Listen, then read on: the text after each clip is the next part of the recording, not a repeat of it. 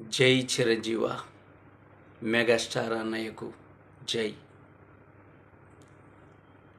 అన్నయ్య, నిన్ను చూడడం కోసం, నిన్ను కలవడం కోసం ఇప్పుడు కాదన్నయ్య, నా చిన్న వయసులోనే నీ దగ్గరికి వచ్చాను. నేను ఎలానో తెలుసా?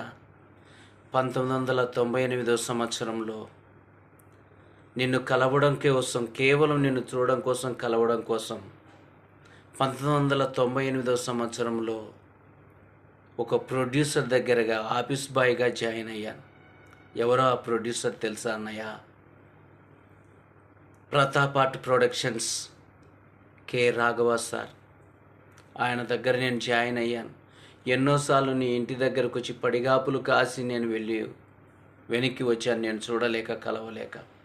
కానీ ఇంత వయసు వచ్చిన ఆశ మాత్రం నాలో చావలేదన్నయ్య.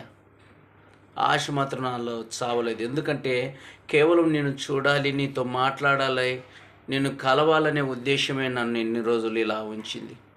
ఇప్పటికీ నిన్ను మర్చిపోలేకపోతున్నాను. ప్లీజ్ అన్నయ్య, ఒక్క ఛాన్స్, నిన్ను కలిసే భాగ్యం, నిన్ను చూసే భాగ్యం, నీ దగ్గరకు వచ్చి మాట్లాడే భాగ్యం, ఒక్క ఛాన్స్ ఇవ్వండి అన్నయ్య. అన్నయ్య ప్లీజ్.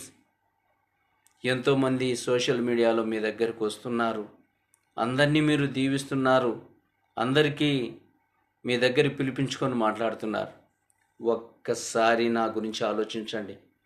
ఒక్కసారి అన్నయ్య, మెగాస్టార్ అన్నయ్య, నా గురించి ఆలోచించండి. లాస్ట్కు ఆఫీస్ బాయ్గా కూడా నేను వెళ్ళాను. ఎందుకో తెలుసా? నిన్ను కలవాలి, నిన్ను చూడాలని. ఇంత వయసు వచ్చినా కూడా ఇంకా నిన్ను చూడాలన్న ఆశ నాలో ఉన్నది. ప్లీజ్.